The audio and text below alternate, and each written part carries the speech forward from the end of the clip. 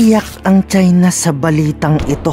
Nagsanib puwersa na kasi dito ang lahat. Gumawa ang Pilipinas, meron na din ditong NATO.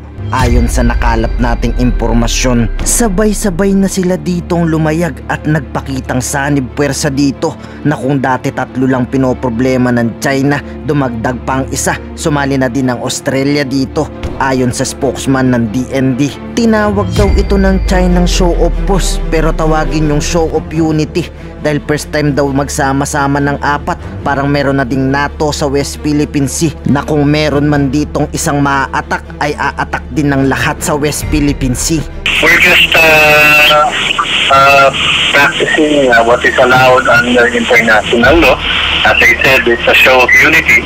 If they consider it a show of force, that is up to them. But what we're doing is something that's practiced by all civilized nations in the world.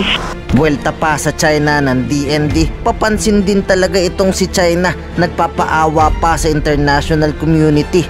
Kunwaring pa-victim din sila porque walang sumama nung naglayag sa South China Sea. Napahiya kasi sila sa Pinas, 4 ba naman agad sa West Philippine Sea. Napansin nila para makuha rin nila yung sympathy ng international community, kailangan pa-victim din sila. So in a way, ganun talaga ang laro ngayon, very complex.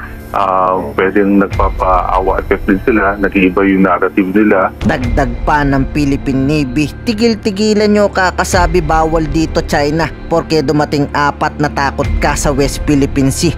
Ngayon pakita mo kung kaya nyong pasukin dito ang 4. Nalis ang yabang ng Chinese Foreign Ministry. Walang disputed area dyan sapagkat yan ay ating EEZ.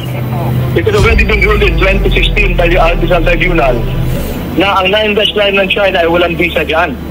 So atin yan, it is not in dispute, it has been settled.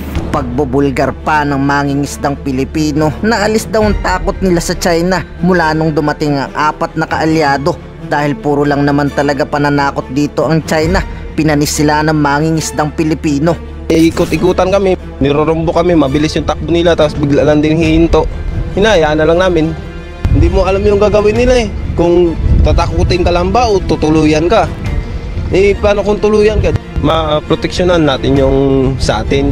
Ibang bansa naman yung umaani ng yaman natin. Ngayon ikaw bilang Pilipino, ano ang masasabi mo at reaksyon sa balitang ito?